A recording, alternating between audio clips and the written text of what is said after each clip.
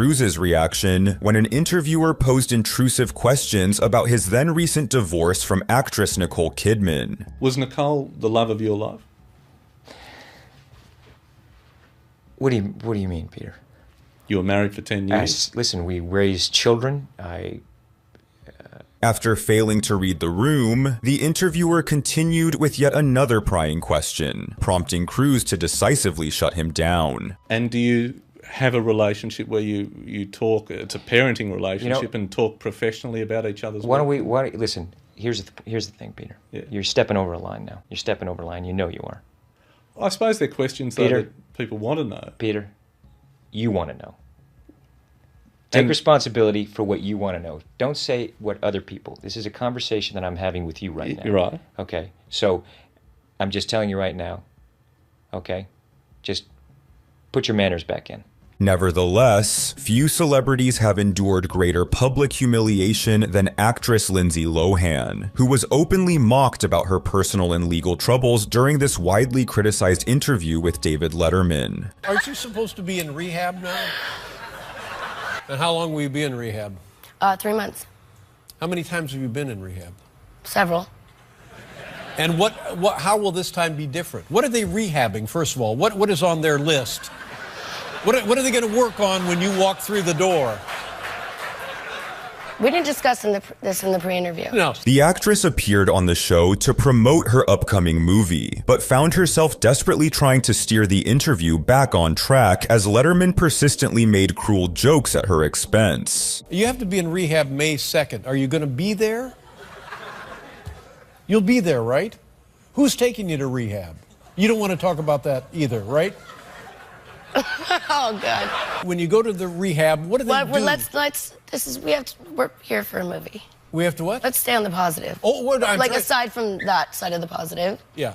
All right. Come on now. Things got so bad that Lohan was actually on the verge of tears, with her voice noticeably shaking as she struggled to maintain her composure. No, but I don't want people to think that I'm making a joke of that. No, you shouldn't make a joke I'm not. because this could be good for you. It will be good for you. Yeah, it will. Yeah.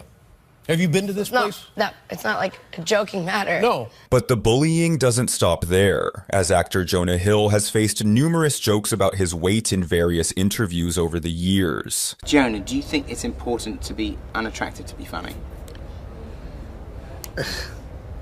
Can skinny people be funny? What the man? You know, I don't understand. Can you just ask a normal question? Are you the fat guy in Hollywood still, or does everybody like look at you and they're like, oh wow, you know, this is great, now you're healthy? Do you have any other questions that are smart? First of all, you smell good, which is surprising. Why is that surprising? I don't know. I just wouldn't think of a guy who would have a nice scent on, and it That's seems such a you do. I'm gonna really work hard to not take that as a shot. You know what I mean? Similarly, Mad Men's Christina Hendricks hates it when interviewers make comments about her body, with the actress once even shutting down an interview over such a remark. You have been an inspiration as a full-figured woman. What is the most inspiring story that you can remember where you've inspired someone? I don't know. I don't know. I'm sorry. Despite the awkward moment, the host would make yet another attempt to discuss the actress's figure. However, this time, Hendricks firmly puts her in her place. You've been known as an inspiration for women, as being a full figure. What is the most... I mean, you just said it again. It's just sort of... But when it comes to shutting down inappropriate questions, perhaps no one does it better than Tom Hardy, whose 2015 exchange with an intrusive reporter spread like wildfire online. Your own sexuality seems a bit more ambiguous. Do you find it hard for celebrities to talk to media about their sexuality? What on earth are you on about? Despite his visible agitation, Hardy kept his cool, with many commending the actor for the way he assertively set boundaries around his personal life. But what is your question? I was wondering if you find it difficult for celebrities to talk about their sexuality. I don't find it difficult for celebrities to talk about their sexuality. Are you asking me about my sexuality? Sure. Why? Why? Thank you. Okay. But if you thought that clip was cringe-inducing, just wait until you see how Hardy handled another disrespectful interviewer in this next painfully awkward segment. I have a question for Tom Hardy. Tom, I'll preface my remarks by saying that I have 5 sisters, a wife, a daughter, and a mother, so I know what it's like to be outgunned by estrogen. But I just wanted to ask you, as you were reading the script, did you ever think, why are all these women in here? I thought this was supposed to be a man's movie. No. Not for 1 minute. Good for you. You know what I mean? That's kind of obvious. Hardy's co-star in The Dark Knight Rises, Anne Hathaway, would also have to silence a rude reporter who appeared to have an unusual fixation on her physical fitness. You are in phenomenal shape. Thank you. You're very gracious. You're always in great shape, but you had to make sure you were in perfect shape for this one, didn't you? It wasn't about being in perfect shape, it was about being able to do the stunts and the fighting perfectly. As the interviewer persisted in questioning Hathaway about her physique, she grew increasingly frustrated. Is there a certain regimen you put yourself through in terms of the diet, the workout? What is the feline fitness regime? A lot. It's all the boring stuff that no one ever wants to do. It's just watch what you eat and get yourself to the gym. Any particular workout? Are you trying to lose weight? Well, like, what's the deal, man? You look great. No. No, seriously. We have to talk about this. What do you want? Are you trying to fit into a catsuit? Yet it would be the notoriously hot-tempered chef, Gordon Ramsay, who would unleash his wrath on a gotcha journalist attempting to ambush him with photos of an allegedly unsatisfactory steak served at one of Ramsay's restaurants. It's really weird for you to give me a piece of paper, and when you say, am I satisfied that it's a good steak, you have to be a little bit more honest with me on that one. What are you trying to get at? Ramsay confronted the reporter for the underhanded tactic and expertly explained why ordering a steak well done is just plain wrong. But you asked for the steak to be cooked well done. And is that a well done steak? Oh, come on. What is this? I mean, where can you, I mean, keep on rolling. For legal reasons, this is absolutely crucial. But how sad is this, that you asked for a steak to be cooked well done, okay? Now, whatever quality of beef it is, it's gone past any form of taste when you've cooked it well done. So you present me with a picture, God bless you, and you say, is that right? I don't eat steak well done. That's your prerogative because you're the customer. But unfortunately, you're never going to identify the quality of a beef when the steak is well cooked. So I'm really sorry to piss on your bonfire, but it's a bit of a stupid question. Thank you. Can I give you a paper back? Yeah. Oh my God. Thank you very much. I thought it was an intelligent interview. Things got highly personal in this next interview when actor Michael B. Jordan recognized a reporter who just so happened to be a former classmate who had bullied him before he rose to fame. And, you know, we know each other. We go way back all the way to Chad Science in Newark, okay? The corny kid, right? No, I did not say that. Misquoted for sure. No, you did not hear me say I said we used to make fun of the name. But yeah, he is obviously killing things out here. The situation somehow got even more awkward when Jordan's Creed 3 co-star Jonathan Major showed up, with the interviewer quickly making him uncomfortable. Isn't this the sexiest man show off right here? Who's the sexiest man? Because now what kind of question is that? Speaking of bullies, recent years have seen numerous reports about Ellen DeGeneres' alleged toxic behavior backstage, which makes this clip of actress Dakota Johnson putting her in her place all the more satisfying. You turned 30. I did. And how was the party? I wasn't invited. Actually, no, that's not the truth, Ellen. You were invited. Last time I was on the show, last year, you gave me a bunch of about not inviting you, but I didn't even know you wanted to be invited.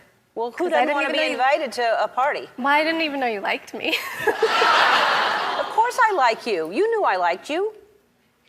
You've been on the show many times, and don't I show like? Yeah, you do. Yeah. But I did invite you and you didn't come, so. This time you invited me? Yeah. Are you sure? Yeah. How do you know? I don't think so. Ask everybody. Johnson humiliated DeGeneres like no one has before, sparking media speculation about the true nature of their relationship due to the tense exchange. But Tig Notaro performed at your party? She did. She did a set? She did. It was a surprise. What did she do? A bunch of funny stuff. She's hilarious. She's my favorite comedian. Other than you. This next clip is undoubtedly the most bizarre, as Jim Carrey would completely shut down a reporter attempting to interview him at New York Fashion Week 2017, with the actor launching into a rant that has since become infamous. There's no meaning to any of this, so I wanted to find the most meaningless thing that I could come to and join, and here I am. They're I mean, you got to admit it's completely meaningless. Although the reporter tried to provide context for the event to Carrey, he would scoff at her explanation, expressing his disbelief in fashion icons or in anything else for that matter. Well, they say they're celebrating icons inside. Celebrating Do you believe icons, in boy, that is just the absolute lowest aiming, possibility that we could come up with. It's like icons. Do you believe in icons? I don't believe in personalities. I don't believe that you exist. I don't believe in icons. I don't believe in personalities. I believe that peace lies beyond personality, beyond invention and disguise, beyond the red S that you wear on your chest that makes bullets bounce off. I believe that it's deeper than that. I believe we're a field of energy dancing for itself. And I don't care. Carrey later explained that his erratic behavior stemmed from an existential crisis he experienced that year, during which he grappled with his sense of identity. Who did? There is no me. There's no you. No. We're not here. This is a dream? There's just things happening. And there are clusters of tetrahedrons moving around together. Okay. Yes. So what's happening in our world right now? Because there is a lot of news that actually is relevant that's not that Here's uplifting. the thing. It's not our world. None That's of this the is key. real? Nope. So you're just passing We don't through. matter. We don't matter. Oh, wow. There's the good news.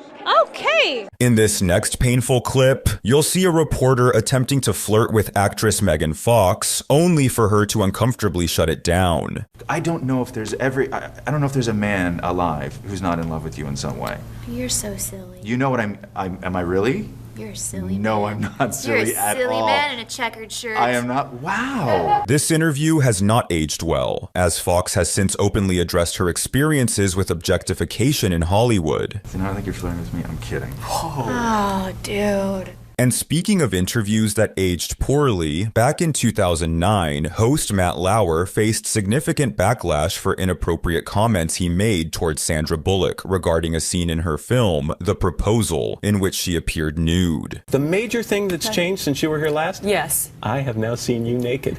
And I'm so sorry about that. I have seen you naked. Were you able to sleep afterwards? Why are you looking down? This was later followed by allegations of sexual misconduct against Matt Lauer in 2017, leading to his unceremonious dismissal from NBC News. I watched it last night. It is a lot of fun. Did I mention you have a nude scene in this movie? Pretty much from the time you opened your mouth. Yeah. Sandra Bullock, come back more often. No, not after this interview. Now, when it comes to interviews, actor Joaquin Phoenix is notoriously hesitant to engage with the press, often displaying his frustration with repetitive questions throughout his media tour for the 2019 film Joker. The movie obviously is about the Joker, but it goes beyond that. It's really about the mental state he was in. Can you tell me a little bit about what research or what kind of what you did to prepare for this? Because this was really an intense performance. What was kind of the process of getting into that mindset? Isn't this old news? Isn't this old news? I feel like I've talked about this for 6 months. Phoenix initially dismissed the question as old news before eventually offering a sarcasm-fueled response. And thank you so much for asking that question. My publicist is telling me I just need to go home. And speaking of bad questions, director Quentin Tarantino once flipped out on a reporter who asked him if he believed movies had the potential to incite real-world violence. But why are you so sure that there's no link between enjoying movie violence and enjoying real violence? I'm going to tell you why I'm so sure. Don't ask me a question like that. I'm not biting. I refuse your question. Why? Because I refuse your question. I'm not your slave and you're not my master. You can't make me dance to your tune. I'm not a monkey. I can't make you answer anything. I'm asking you interesting questions. And I'm saying I refuse. Okay, well, no, I was just asking you why. That's fine. After his explosive exchange with Tarantino, one might assume that interviewer Krishnan Guru Murthy had learned his lesson. However, he later found himself in a heated confrontation with actor Robert Downey Jr. by ambushing him with an unexpected question about his political views. What I'd really like to ask you about a quote you gave to the New York Times. And I don't want to pry, so if you don't want to talk about it, that's fine. But what you said to the New York Times once was, it was after your incarceration, and you said you can't go from a $2,000 a night hotel suite to a penitentiary and understand it and come out a liberal. Does that mean you're not a liberal, or that you came out of prison not being liberal? Are we promoting a movie? Despite RDJ's efforts to remain diplomatic, his blood boiled when Krishnan started delving into his personal life, leading to an unforgettable response. You've talked in other interviews again about your relationship with your father and the role of all of that in the dark periods you entered and taking drugs and drinking and all of that. And I just wondered whether you think you're free of all of that, or whether that's still something... I'm sorry, I really don't... what are we doing? Well, I'm just asking questions, that's all. Right. Okay, that's okay. Bye. Thank you guys. I'm sorry. Is that your mic? It's okay. Yeah, you're right. Thank you. Yeah. You seem okay, it's just getting a little dinosaur in your... No, look, I don't want to do that. Thank you. Do subscribe. Please subscribe.